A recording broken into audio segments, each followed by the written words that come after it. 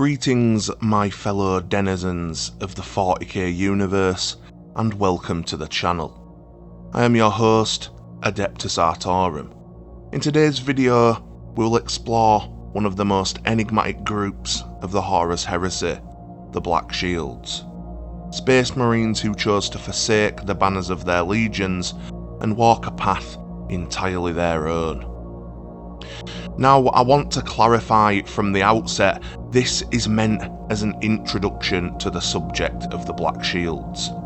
A quick, informative overview rather than a deep dive into every story and source. My aim is to give you a clear understanding of who the Blackshields are, the role in the Horus Heresy, and why they remain fascinating figures within Warhammer 40,000 or 30,000 lore. Now, before we begin, I also want to address something important. Across the community, people are often criticised for getting lore wrong. I fully understand the value of dedication to our hobby and to the accuracy of Warhammer 40,000 lore, especially when creating content. However, I also believe that most issues arise from simple misunderstandings that could be resolved through respectful discussion. I don't claim to be infallible. My goal is to share both verified fact and informed opinion based solely on information from cited sources. Having observed countless debates and misinterpretations about Blackshields, I felt compelled to contribute my own perspective, my own 10 penneth, so to speak.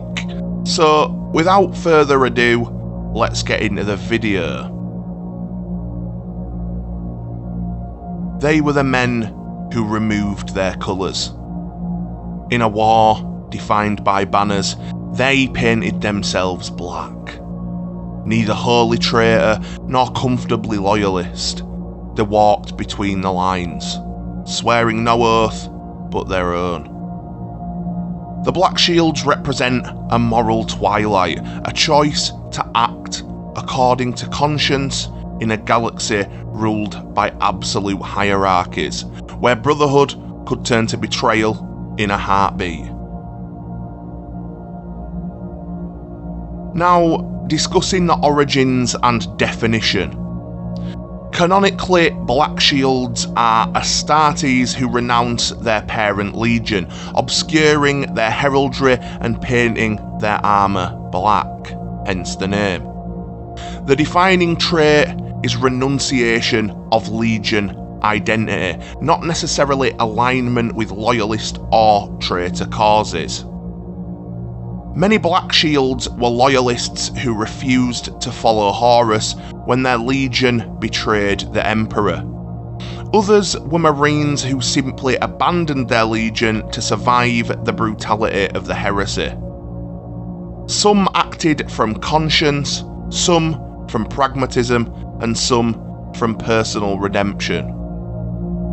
Importantly, Blackshields are not a separate legion, nor do they form large permanent groups. In all official sources, they act and exist as individuals or small autonomous groups navigating a galaxy at war.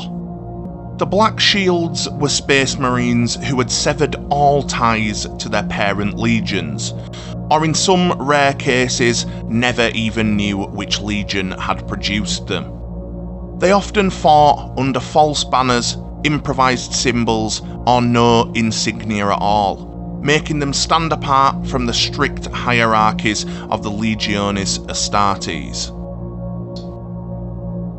Some of the earliest recorded Blackshields appeared during the Battle of the Coronid Deeps in M31, where a loyalist force clad entirely in black refused to fall back when ordered and were lost to history, leaving behind only their legend.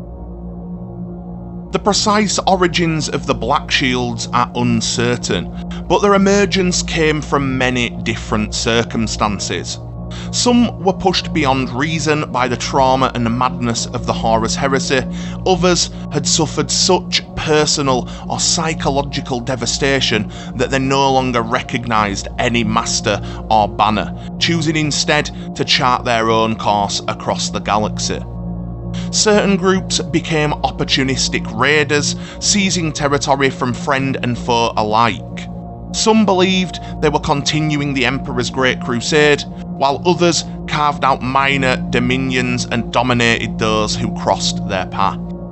A few even turned openly against their own Primarchs and legions, a rare and extreme form of independence. What united all Blackshields, however, was the rejection of lineage and loyalty. They considered themselves beholden to no Primarch, no Legion, and no one but themselves. Many painted their armour black as a mark of independence. Like the Shattered Legions, Blackshields were encountered on both sides of the conflict, acting as loyalists, opportunists, or mercenaries, depending on circumstance. Some bore the Emperor's Aquila, while the others the traitor's eye of Horus. But all answered to none. To the wider Imperium, they were often little more than pirates.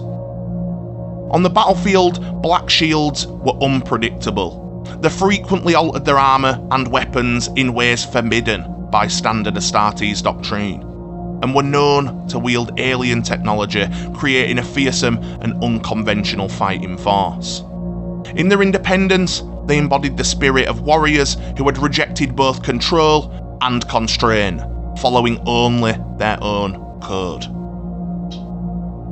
One of the curious features of the Blackshields is that, despite renouncing the legions entirely and answering only to themselves, many are observed bearing insignias, the Emperor's Aquila or even the Eye of Horus. And at first glance, this seems contradictory. How can a warrior truly beholden only to themselves continue to carry the symbols of authority that they have seemed to reject? Well, in my opinion, this tells us something profound about the psychology of the Blackshields. Symbols are not always about obedience, sometimes they're about identity, memory, and intent. A Blackshield may carry the Aquila not as a mark of subservience, but as a reminder of what they fight for, the Emperor and the ideals of the Imperium, even if they reject the structure of the legions. Likewise, some Blackshields bear the Eye of Horus, perhaps a practical camouflage among traitor forces, or even as a bitter statement that they will operate independently using the tools and symbols of both sides to achieve their own ends. It illustrates, I think, that the Blackshields are warriors of conscience as much as of arms. They reject hierarchy, yet they do not reject purpose. The insignia becomes a tool of expression, not loyalty, but of agency. Each choice, each mark, is a personal statement about who they are, what they fight for, and in some cases, what they will never allow themselves to be again. In a galaxy where symbols define armies, for the Blackshields, the symbols belong to the individual who carries it, not the authority that issued it. Now, we'll talk about some examples of Blackshields within the heresy that is confirmed in sources. So, the first of those being Endrid Ha, known amongst his followers as the Riven Hound. He began his life as a member of the World Eaters during the Great Crusade. Even as a brutal and uncompromising commander, he was known to execute anybody who questioned his orders, and he became singularly obsessed with one goal: to kill the War Master Horus, no matter the... Ha was part of the first initiate company of the 12th Legion, raised long before they were known as the Warhounds or reunited with their Primarch Angron. He was unusually large for a Space Marine and notably had never been implanted with the Butcher's nails, giving him a unique level of control over his aggression. His origins in the Imperial Gene Works on Terra, combined with his extraordinary strength and speed, hint at pre-Space Marine augmentation, possibly even a connection to the Thunder Warriors, the Emperor's first super soldiers. Ha himself referred to the Diet Tar, Thunder Warrior rebels involved in the Cerberus insurrection, as his brothers. Tattoos like the Raptor Imperialis and his own memories of fighting alongside the Emperor during the Unification Wars further reinforce this extraordinary heritage. When the Warhounds were reunited with Angron at Nuceria, Ha and several others were split off on orders from Malcador the Sigillite and sent on special missions. As the Horus Heresy erupted, Ha found himself on a forgotten crusade. Separated from his legion following the betrayal of his legion at the Battle of Istvan III, he was imprisoned by forces on the world known as Khan Gaba Mawu. And I'll be honest, I don't think I pronounced that right.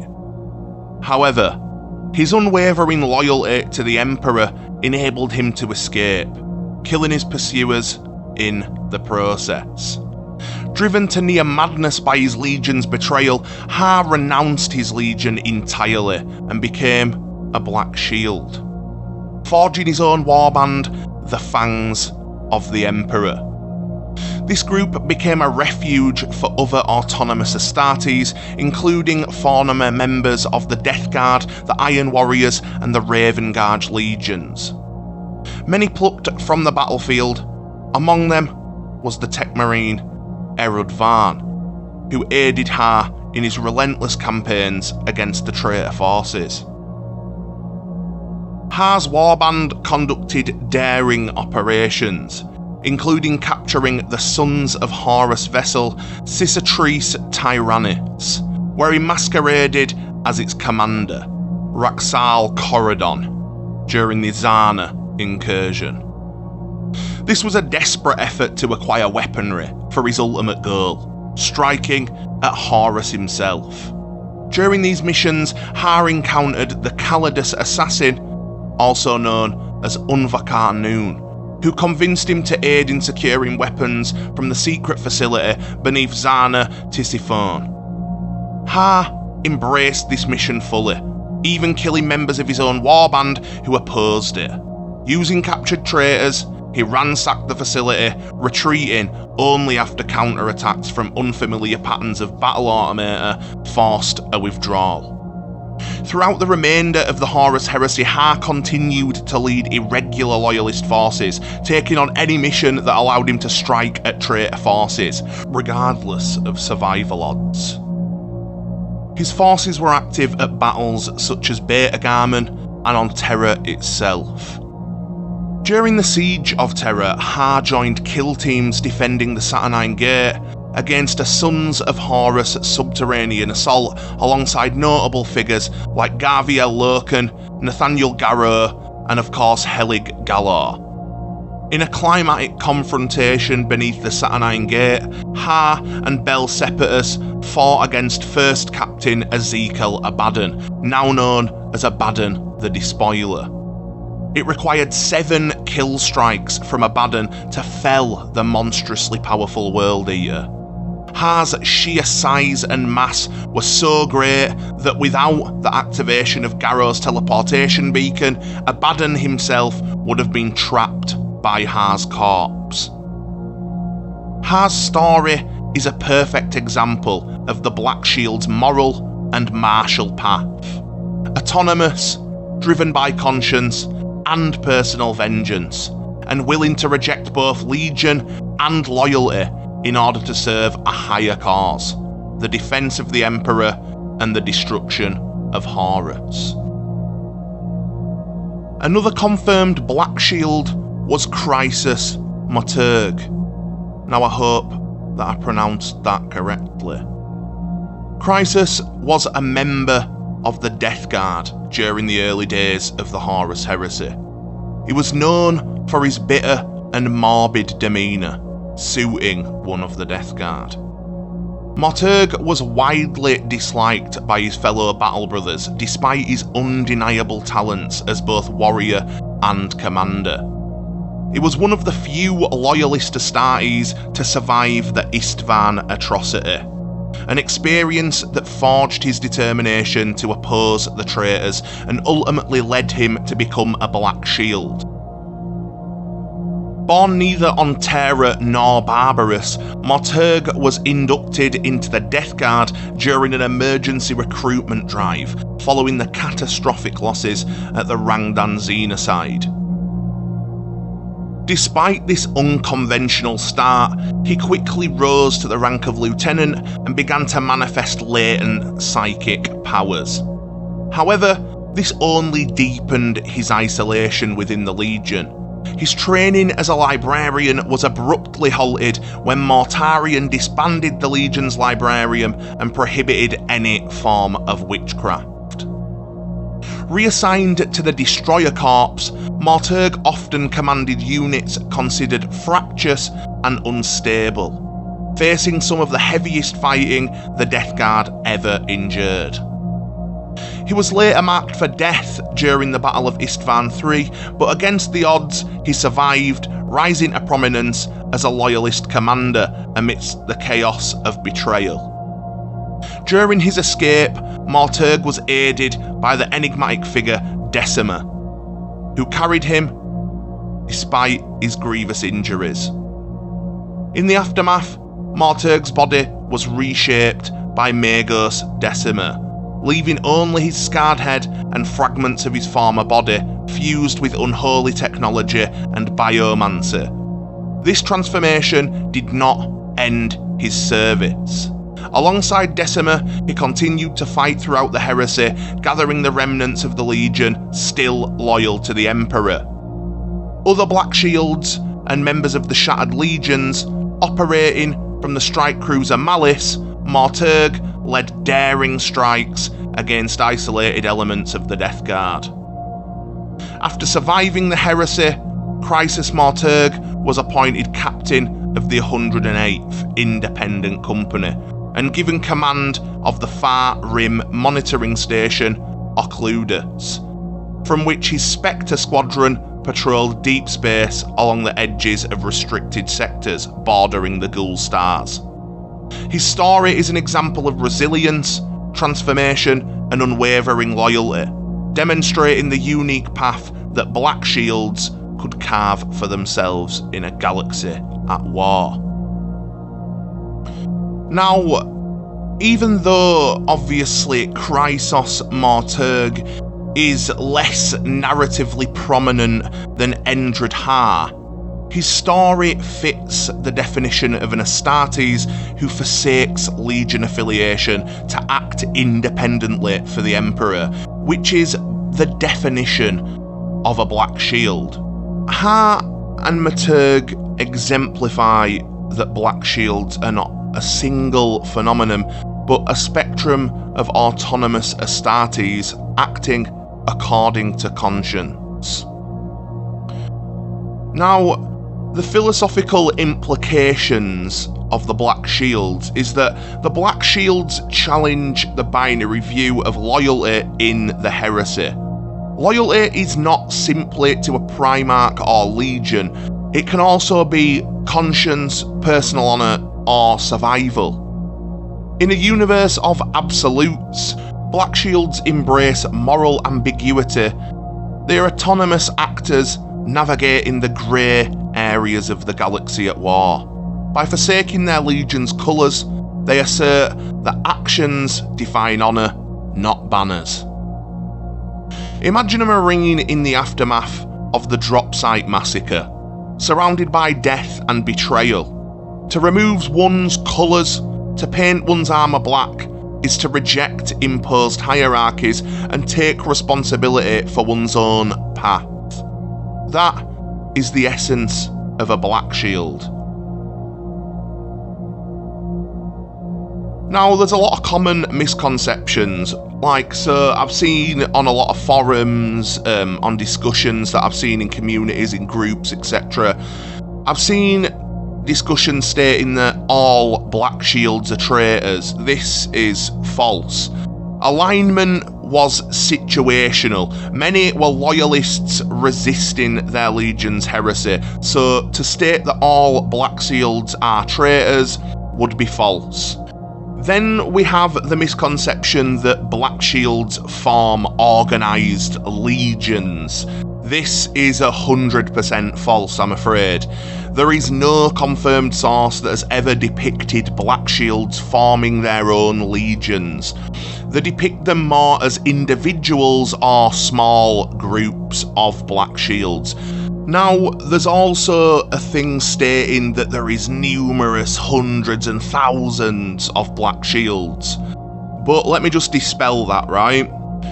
So despite their intriguing role in the Horus Heresy, Blackshields are rare and isolated. They're not a large or organised force. There are several reasons for this, and they're all grounded in sources, right?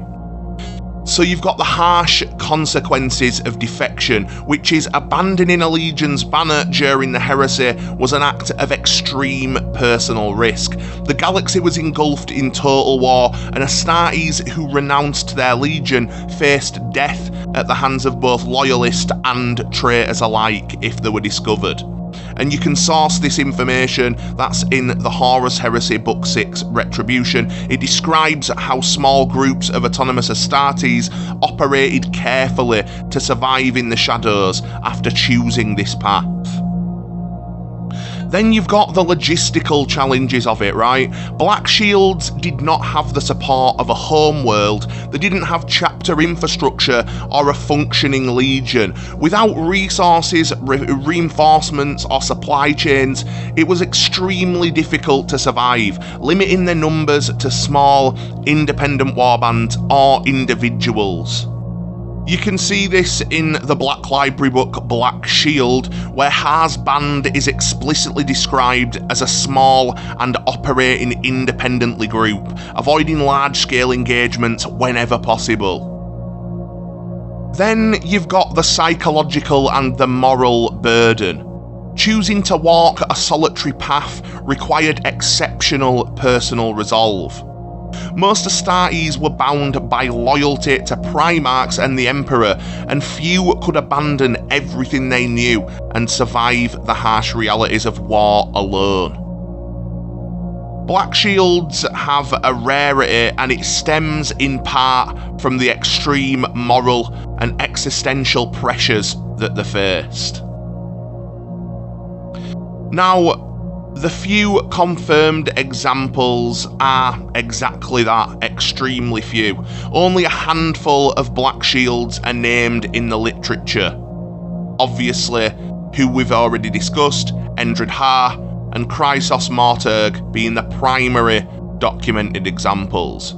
There is no mention of large-scale formations, legions, or chapters of Blackshields in official sources.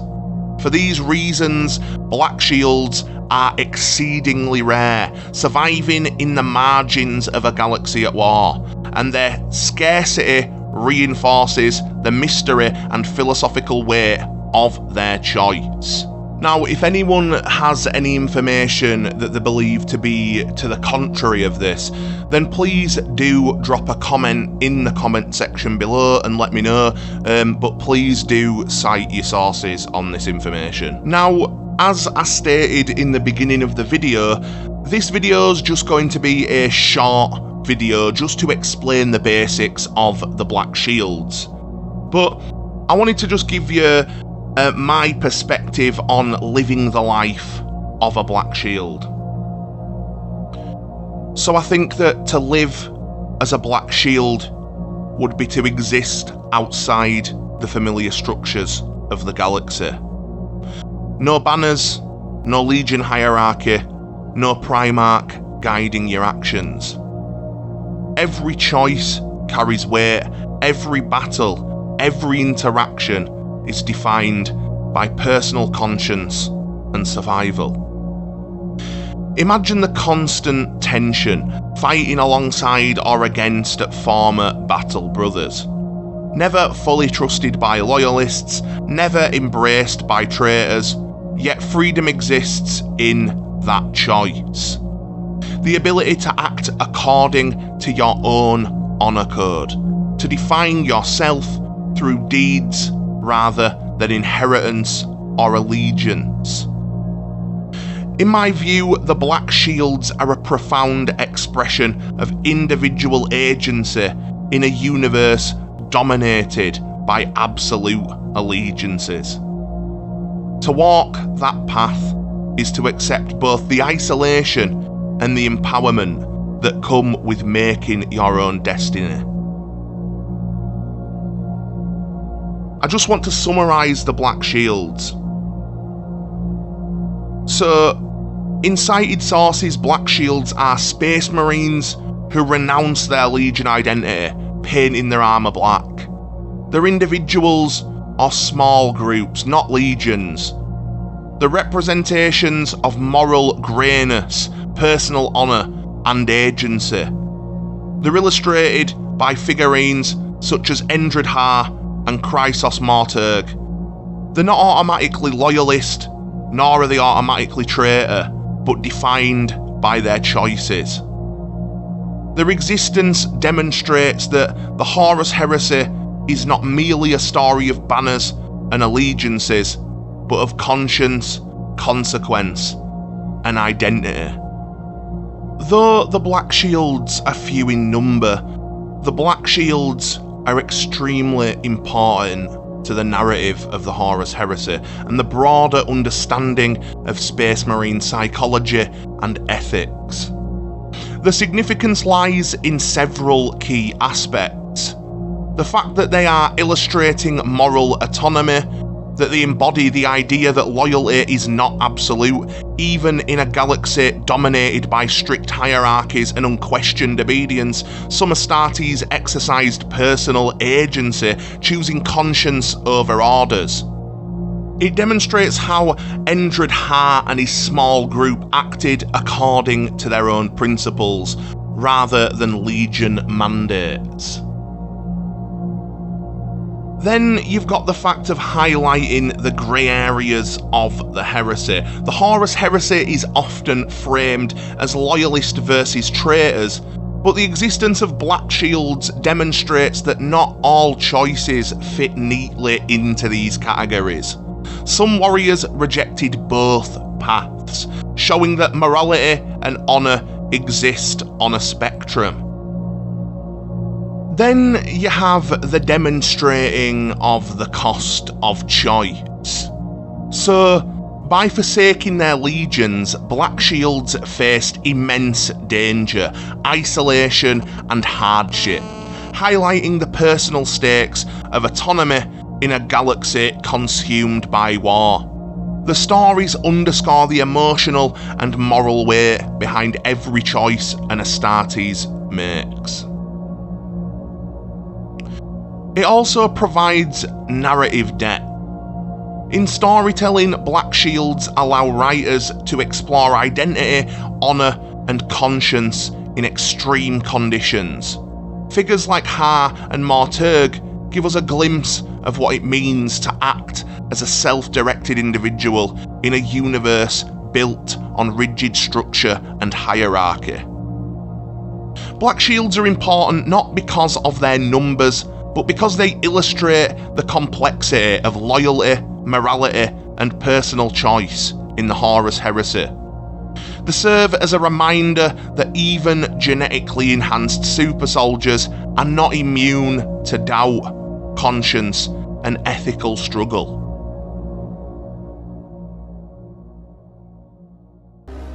Now, this has been a brief yet illuminating look into the Blackshields. A short introduction to a subject that is both mysterious and profoundly significant in the lore of the Horus Heresy. Though this video only scratches the surface, it highlights warriors who chose neither absolute loyalty nor absolute betrayal, walking a solitary and shadowed path guided by conscience, survival, and honour. The Blackshields remind us that even in a galaxy of absolutes, there exists space for choice, doubt, and moral complexity. If you've enjoyed this video and you found it informative, please consider liking and subscribing. Doing so helps support the channel and ensures that you stay up to date with all our content. It's free and we appreciate it immensely. As always, I have been your gracious host, Adeptus Artorum, and I thank you for watching.